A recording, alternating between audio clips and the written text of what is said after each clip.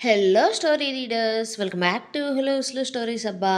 ఈరోజు మన ఛానల్ కోసం నేను రాస్తున్న కథ ప్రేమ చదరంగం పార్ట్ 16 అబ్బా. ఈ కథలోని ముందర భాగాలు ఇప్పటి వరకు చూడని వాళ్ళ కోసం కామెంట్స్లో లింక్స్ ఇచ్చా. అలాగే మన ఛానల్లో ఇప్పటి వరకు రాస్తున్న ప్రతి స్టోరీకి ప్లేలిస్టులు కూడా ఉన్నాయబ్బా. కొంచెం సబ్స్క్రైబ్ చేసుకొని చూస్తూ కథ నచ్చితే ఒక చిన్న లైక్ చేసి అది ఎలా ఉందో ఉల్లి కామెంట్ రాయండి అబ్బా. మరి ఇంక మనం ఈరోజు కథలోకి వెళ్ళిపోదామా. గౌరవ్ మీడియాతో చెప్పినట్లుగానే రిసెప్షన్ ఏర్పాట్లను ఫ్యామిలీ అందరూ చాలా ఆర్భాటంగా చేస్తారు. గమ్య గౌరవ్ల జంట చూడముచ్చటగా ఉంటుంది. పెళ్లి తరువాత మొదటిసారి గమ్య ముఖంలో కొంత సంతోషం చూసిన గౌరవ్ మనసుకు అదంతా ప్రశాంతంగా అనిపిస్తూ ఉంటుంది. అలా వాళ్ళిద్దరూ చూడచక్కని జంటలా స్టేజ్ మీద కనిపిస్తూ వస్తున్న వారిని పలకరిస్తూ వారిస్తున్న గిఫ్ట్లను తీసుకుంటూ ఫోటోలకు ఫోజులిస్తూ ఉంటే మీడియాతో పాటు ఇంకొన్ని యూట్యూబ్ ఛానల్స్ వాళ్ళు కూడా ఆ ఈవెంట్ని కవర్ చేస్తూ ఉన్నారు. అప్పుడే జయంతి స్టేజ్ మీద ఉన్న గమ్య డ్రెస్కు అచ్చుగుద్దినట్లుగా ఉన్న డ్రెస్ని వేసుకొని ఆ పార్టీలోకి వస్తుంటే ఆమెను అందరూ అలాగే చూస్తూ ఉన్నారు. ఎందుకంటే జయంతి సేమ్ గమ్య ఎలా అయితే రెడీ అయి వచ్చిందో అలాగే వచ్చింది. చివరికి ఆమె హెయిర్ స్టైల్ కూడా సేమ్ టు సేమ్. దాంతో అందరూ ఆమెను స్టేజ్ మీద ఉన్న గమ్యను మార్చి మార్చి చూస్తూ ఇద్దరిలో ఎవరు బాగున్నారా అని కొందరు మాట్లాడుకుంటూ ఉంటే జయంతి గౌరవ్ని ఇష్టపడింది అని పెళ్లి చేసుకోవాలనుకుందని తెలిసిన వారిలో కొందరు మాత్రం ఆమె ఇప్పుడు ఇలా రెడీ అయ్యి గౌరవ్కి ఏం నిరూపించాలి అనుకుంటుందో ఊహించుకొని దాని గురించి మాట్లాడుకుంటూ ఉంటే జయంతి మాత్రం అక్కడ జనాలలో వచ్చిన మార్పును చూస్తూ చిన్న నవ్వుతో స్టేజ్ మీదకు చేరి ఆమె గౌరవ్ కోసం తెచ్చిన రింగ్ని ప్రజెంట్ చేస్తూ అది స్టేజ్ మీదే అతని వేలికి ఆమె తొడగబోతూ ఉండగా గౌరవ్ ఆమె చేతిని పట్టుకొని ఆపుతూ చిన్నగా మాట్లాడుతూ, చూడు జయంతి, అసలు నువ్వు ఇప్పుడు ఏం చేస్తున్నావు, అలాగే ఇంకా నీ ఈ అవతారం ఏంటి అంటుంటే జయంతి చాలా అమాయకంగా ముఖం పెట్టుకొని గౌరవ్ని చూస్తూ అదే అమాయకత్వంతో మాట్లాడుతున్నట్లు, అయ్యో బావా, ఏంటి అలా అంటున్నావు, ఉదయమే కదా, మీ ముందే కదా నేను ఆడపిల్లలా ఉండమంటూ గమ్య ఆడపిల్ల అంటే ఎలా ఉంటుందో నాతో చెప్పింది. అందుకే కదా నేను ఇప్పుడు తననే ఫాలో అవుతున్నా. కాబట్టే కదా నేను తనలాగే రెడీ అయ్యి వచ్చా. ఇందులో తప్పేముంది? పైగా నువ్వు కూడా గమ్య నన్ను అన్నప్పుడు గమ్య గౌరవ్ రెడ్డి అంటూ తనతో ఏది అంత సులువు కాదు అంటూ తెగ సంబరపడిపోతూ నవ్వావు కదా బావా. అందుకే నేను ఇప్పుడు తననే ఇన్స్పిరేషన్గా తీసుకొని ఇదిగో ఇలా రెడీ అయ్యి వచ్చా. ఇప్పుడు నాలో నీకు ఆడపిల్ల లక్షణాలు కనిపిస్తున్నాయా బావా అంటూ గమ్యను గౌరవ్ను అడగడంతో గమ్య గౌరవ్నే చూస్తూ ఉంటే గౌరవ్ కనిపిస్తున్నాయి, కానీ ఆడపిల్ల లక్షణాలు కాదే. నిన్ను ఒక ఆడపిల్లలా రెడీ చేయడానికి మీ బ్యూటీషియన్ పడిన కష్టాలు నాకు బాగా కనిపిస్తున్నాయి అనగానే ఆ మాటకు గమ్య చిన్నగా నవ్వుతుంది. అయితే అది చూసిన జయంతికి ఒళ్ళు మండిపోతుంటే, గౌరవ్ బావా, ఏంటిది, ఎందుకు నువ్వు నన్ను ఎప్పుడు ఇలా ప్రతిసారి అవమానిస్తూనే ఉంటావు అంటుంటే గౌరవ్ కూడా నవ్వుతూ, జోక్ మరదలా, జోకును జోకులా తీసుకోవాలి, సీరియస్గా అయితే కాదు. అయినా చూడు జయంతి, వాళ్ళు వీళ్ళు నువ్వు ఆడదానివి అనుకోవడం కోసం నువ్వు మారడం కాదు, ముందు నువ్వు ఆడదానివని నువ్వు నమ్ము చాలు అంటూ ఆమె తొడగబోతున్న రింగ్ని తీసుకొని గమ్య చేతికి ఇస్తూ అతని చేతిని ఆమె ముందుకు చాపాడు. ఆమె నవ్వును ఆపుకుంటూ ఆ రింగ్ గౌరవ్ చేతికి తొడిగి జయంతిని చూడగా జయంతికి అది చాలా అవమానంగా అనిపించింది. అలాగే ఆ అవమాన భారంతోనే స్టేజ్ దిగి స్టేజ్ ముందు ఉన్న చైర్లో కూర్చుని ఉంటే దేవి ఆమె దగ్గరికి వచ్చి ఆమె చేసిన పనికి ఆమెను మెచ్చుకుంటూ ఉంటే జయంతి తనకు స్టేజ్ మీద జరిగిన అవమానాన్ని చెప్పడంతో దేవికి గౌరవ్ మీద చాలా కోపం వచ్చింది. అయితే ఆమె తన మేనకోడల్ని ఓదారుస్తూ, అయినా జయంతి, పందికేం తెలుస్తుందే పన్నీటి విలువ, వాడికి నువ్వంటే ఏంటో నేను తెలిసేలా చేస్తా. ఏ మీడియాతో అయితే వాడు తెలివిగా వాడి పెళ్ళానికి సారీ చెప్పించి పెద్ద హీరోలా ఫీల్ అయిపోతున్నాడో నేను అదే మీడియాని వాడుకొని వాడిని తెలివి లేని వాడిగా చేస్తా. అలాగే ఆ గౌరవ్కి నీ విషయంలో ఎంత తప్పు చేశాడో కూడా, నిన్ను వద్దనుకొని ఏం నష్టపోయాడో కూడా తెలిసొచ్చేలా నేను చేస్తా అంటూ చెప్పడంతో జయంతి దేవిని ఏం ప్లాన్ చేశావత్తయ్య అంటూ అడుగుతుంది. అయితే గమ్య తల్లిదండ్రులు వారు తమ తరపున వారి తాహతకు తగ్గట్టు గౌరవ్కి చైన్ రింగ్ తీసుకువచ్చి గమ్యతో వాటిని గౌరవ్కి ఏపిస్తూ ఉంటే అప్పుడే వచ్చిన విక్రమ్ అదంతా చూస్తుంటే అతని కళ్ళల్లోకి నీళ్లు తిరుగుతూ ఉన్నాయి.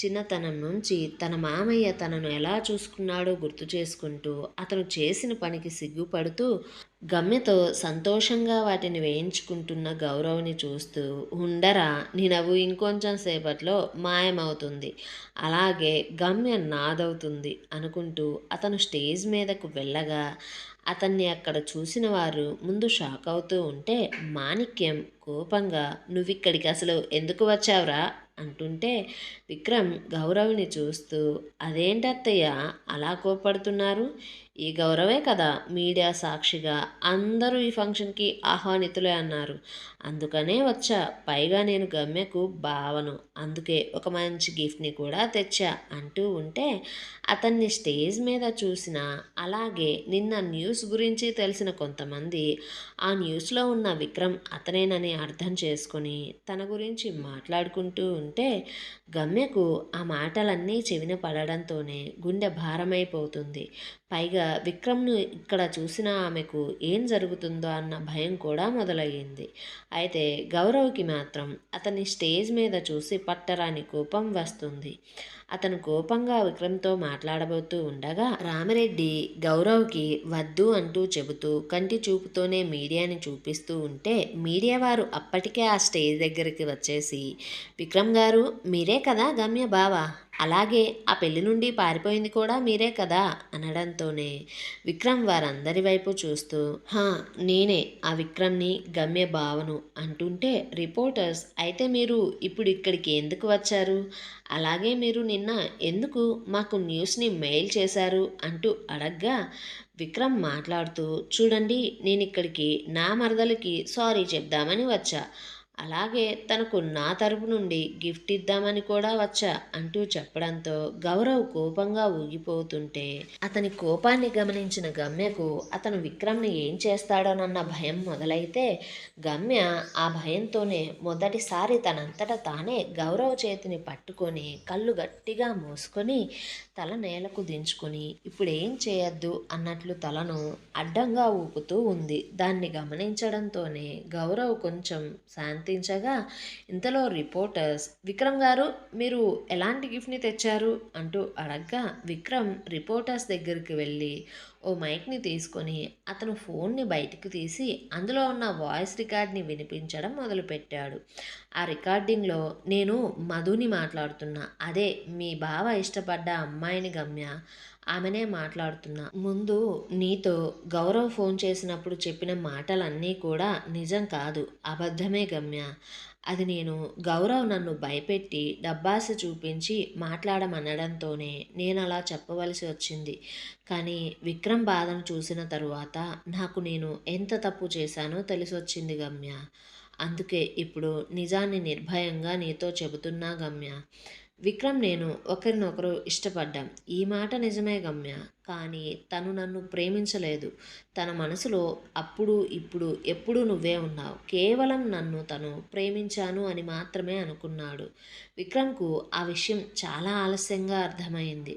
పెళ్లి నుండి పారిపోయి వచ్చిన తర్వాత నీ మీద ప్రేమను రియలైజ్ అయ్యాడు గమ్య, అందుకే నాతో గౌరవ్ జరిగిందంతా చెప్పి సారీ అంటూ నీ కోసం నీ ప్రేమ కోసం తిరిగి నీ దగ్గరికే వచ్చేశాడు, కానీ ఈలోపే జరగవలసిందంతా జరిగిపోయింది గమ్య, దాంతో నేను కూడా ఆ కోపంతోనే విక్రమ్ గురించి గౌరవ్ నాకు డబ్బులిచ్చి మాట్లాడమనడంతోనే అతను నన్ను కాదన్నాడు అనే కోపంతో నేను కూడా తన మీద 4 మాటలను ఎక్కువ చేసి చెప్పాను గమ్య, తను నిన్ను మోసం చేయాలని చూశాడు, కానీ నీ ప్రేమ అతన్ని అలా చేయించలేకపోయింది, ఇప్పటికీ కూడా నీ బావ మనసులో నువ్వే ఉన్నావు గమ్య, అలాగే ఆ గౌరవ్ని నువ్వు అస్సలు నమ్మకు, తను నిన్ను సొంతం చేసుకోవడానికి ఏదైనా చేసేలా ఉన్నాడు, ఆఖరికి మీ బావ విక్రమ్ని కూడా ఈ భూమి మీద లేకుండా చేసినా అనుమానపడాల్సిన అవసరమే లేదు, జరిగిందంతా నీతో చెప్పా, ఇక నీ ఇష్టం గమ్య, ఇప్పుడు అసలు నిజమేంటో నీకే తెలిసింది వచ్చేసింది. అందుకే ఇక నీ ప్రేమను నువ్వే ఎలా అయినా సరే బ్రతికించుకో గమ్య అంటూ ముగిసిపోయింది ఆ రికార్డింగ్.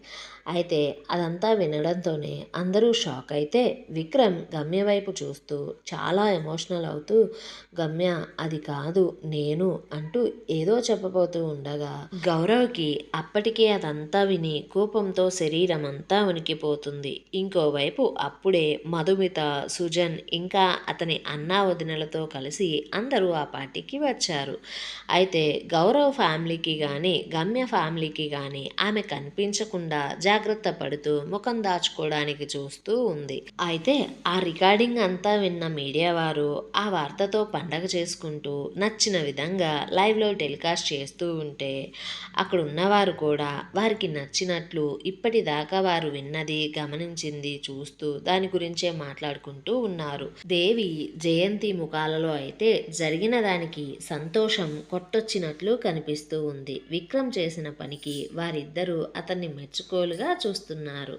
అతని దెబ్బకు దిక్కుతోచని స్థితిలో ఉన్న గమ్యను చూస్తూ సంబరపడిపోతూ ఉన్నారు.